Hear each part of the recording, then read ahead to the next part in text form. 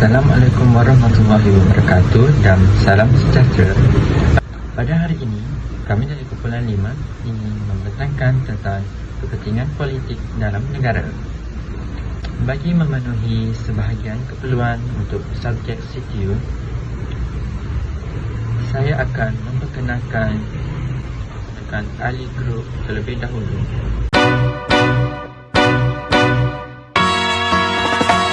Singing low while I pop a bottle off of your chain swinging, clang clang, and it costs a lot. Bitch, I'm always at the guala, yeah, and you are not badass beat. Keep on going till you hit the spot. Whoa, I'm a big bag hunter with the bow.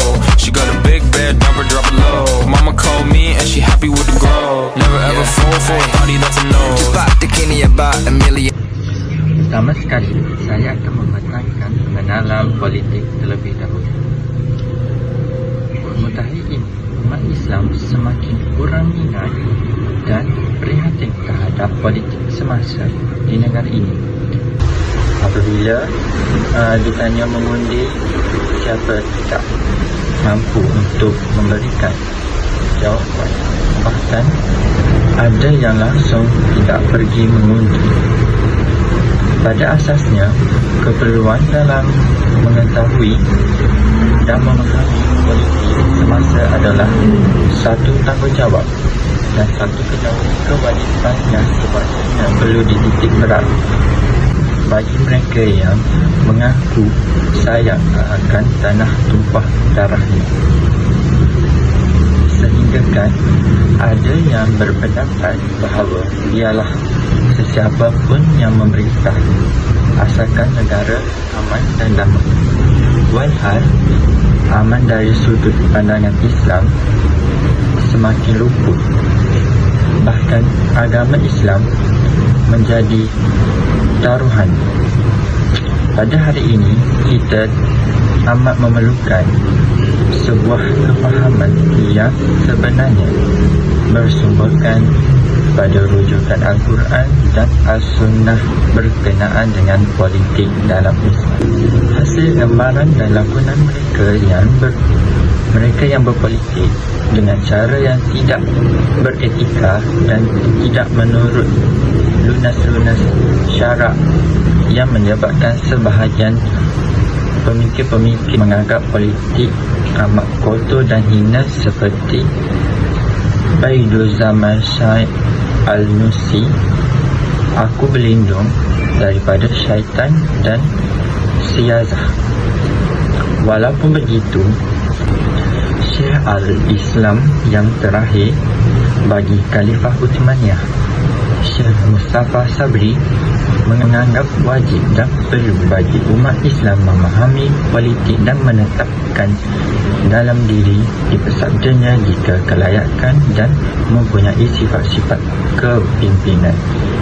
Ini kerana ia termasuk dalam urusan menegakkan syariat dan daulah Islamiah sebagaimana baginda SAW mengasaskan negara Islam di Madinah.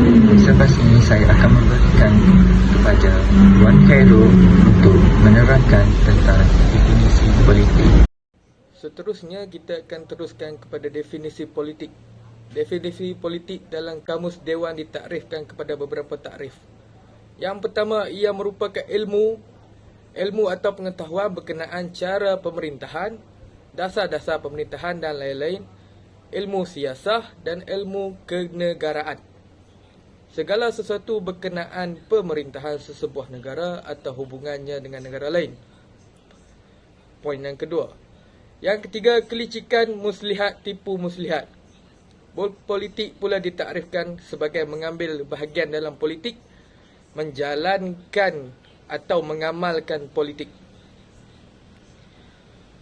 Mempolitikkan pula ditakrifkan sebagai memasukkan ke dalam urusan politik, menjadikan sebagai urusan politik atau menjadikan sesuatu kelihatan ada kaitnya dengan politik.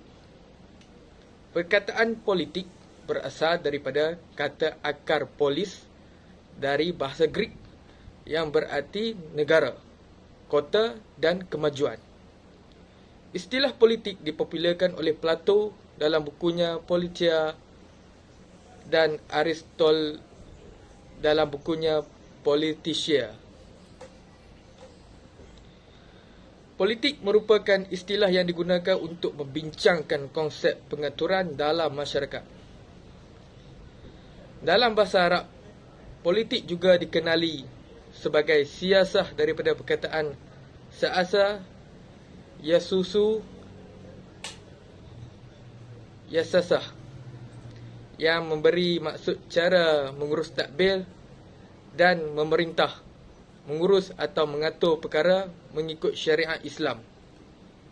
Antara perkataan yang hampir seerti dengannya ialah yang pertama al-khilafah, yang kedua al-imamah, yang ketiga al-siyadah, yang keempat al-riyasah, dan yang kelima al-qiyadah.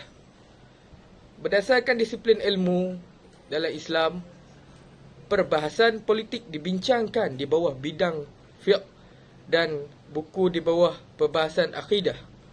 Justru politik Islam sering dikenali sebagai al-siyasah al-syariah. Al-syariah.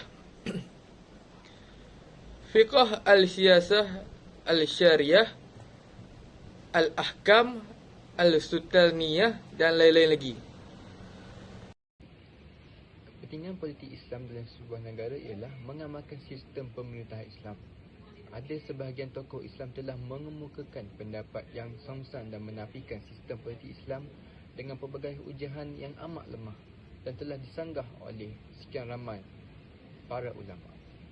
Orang yang pertama menolak sistem politik Islam secara keseluruhan dan cuba membuktikan bahawa syariat Islam adalah syariat yang bersifat spiritual semata-mata, yang datang untuk mengatur hubungan antara manusia dan Tuhannya sahaja. Tiada hubungan antara hukum dan politik. Tugas Nabi Muhammad SAW tiada kaitan dengan pemerintahan serta pelaksanaannya dan tidak melebihi batasan penyampaian, iaitu dakwah.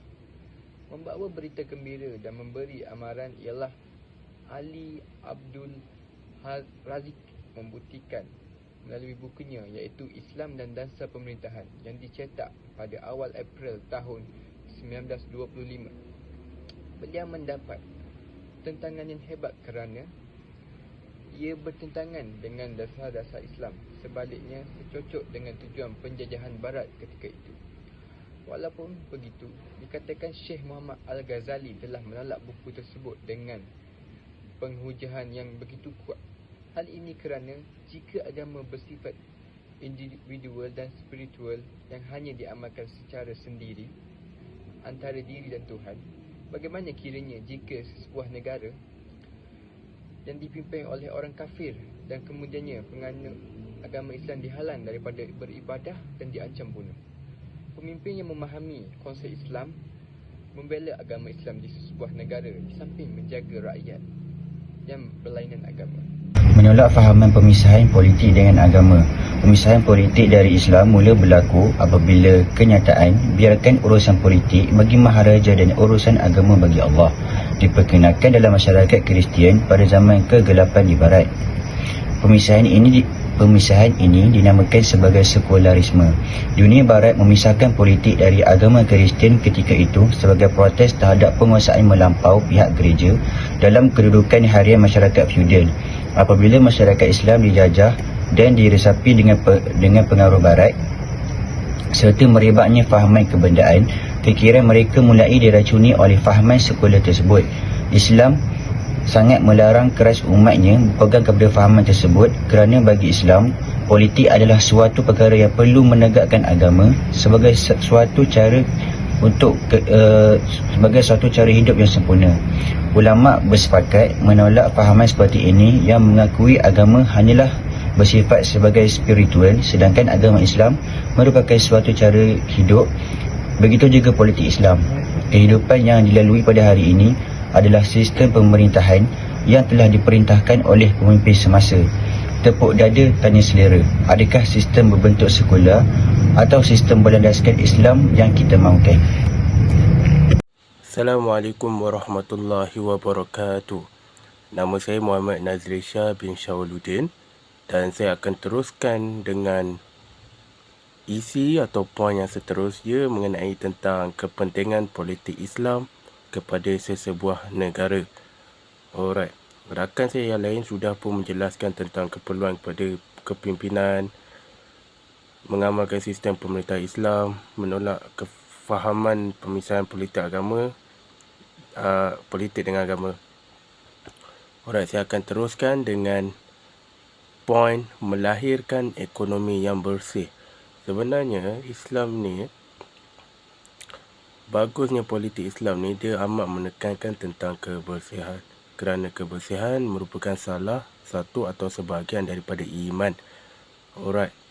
Apa pentingnya? Sebab dengan adanya politik Islam, pemimpin akan lebih cakna akan sumber yang mampu dijana bagi negara tersebut adalah sumber yang baik. Bahkan kaedah yang digunakan juga adalah kaedah yang ditetapkan oleh syariat Islam. Maknanya apa-apa yang kita laksanakan menepati syariat Islam. Seterusnya menjauhi perkara yang haram, apatah lagi rasuah, seluduk, fitnah dan sebagainya. Ia menjadikan pegangan khusus bagi pemimpin yang mengangkat panji-panji dan syiar Islam. Melihat kepada realiti masa kini, seperti yang kita lihat, Islam merupakan suatu perkara yang janggal dan semakin dipandang kolot oleh majoriti pandangan umum, lebih lagi orang yang bukan Islam.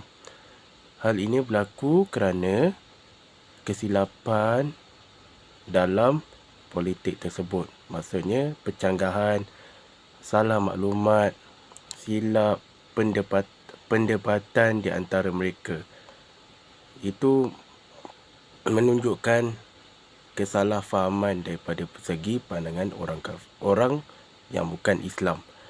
Sedangkan orang Islam lah yang mula dipandang tinggi akan kehebatan mereka dalam peradaban atau dipanggil ketamadunan, civilization. Iaitu seni, daripada segi pendidikan ilmu ataupun ulama, orang yang faham tentang ilmu agama, dan ekonomi, iaitu pembangunan negara ketika era pemerintahan Abbasiyah. Pemerintahan Abbasiyah iaitu pemerintahan sebelumnya. Kita ada Turki Ottomaniyah, Abbasiyah dan sebagainya lah sebelum-sebelum ni. Kita nampak daripada segi itu, ekonomi yang dipegang oleh umat Islam sangatlah bagus dan sihat. Maksudnya politik disaingkan secara sihat. Nampaknya itu sahaja poin daripada saya. Poin-poin yang seterusnya, isi yang seterusnya akan dibentangkan dan dibicarakan oleh rakan saya yang lain. Terima kasih dan sehingga berjumpa lagi insya-Allah. Terdapat banyak lagi kepentingan Islam, kepentingan politik Islam kepada sebuah negara, terutama negara yang majoritinya agama Islam. Semoga dengan penyampaian ini, para pendengar akan lebih jelas tentang apa itu politik dan agama yang sememangnya tidak boleh dipisahkan. Wallahu a'lam. Sekian daripada saya dan keperluan saya. Sekian, terima kasih.